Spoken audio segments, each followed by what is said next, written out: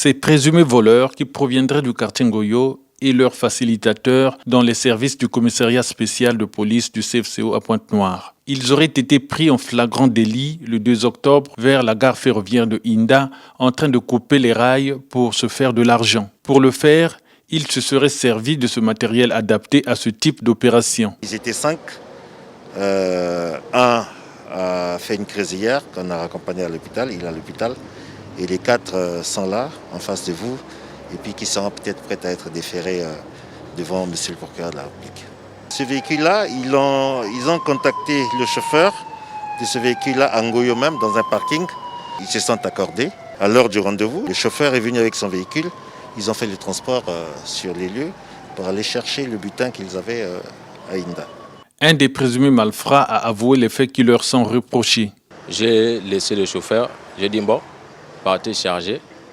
Je faisais mes 100 pas. Je lui ai dit, ah mais ça c'est le rail. Il m'a dit, oh non, il ne faut pas avoir peur, on va charger, on va sortir dimanche. J'ai dit, il n'y a pas de problème, finissez de charger. Je perçois comme ça, c'est la police qui vient. 37 morceaux de 3 mètres, ce matériel qui leur aurait servi pour commettre leur infraction et ce véhicule de transport ont été saisis le jour de leur interpellation. Le CFCO, qui déplore souvent des actes de vandalisme qui l'affaiblissent davantage, appelle à la vigilance des riverains. L'État a fourni de gros efforts pour accompagner le CFCO dans ses actions afin qu'elle puisse retrouver un niveau d'activité satisfaisant et assurer sa mission dans les meilleures conditions.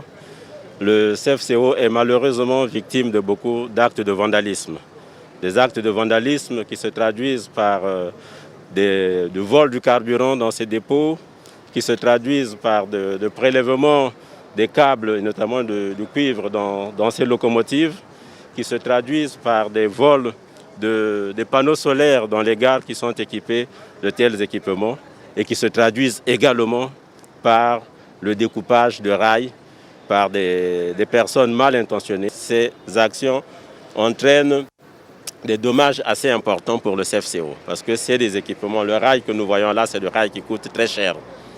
Se doter d'autres rails pour les remplacer, cela revient très cher à une entreprise qui est en voie de redressement. Ces présumés voleurs seront présentés au procureur conformément à la procédure en cours.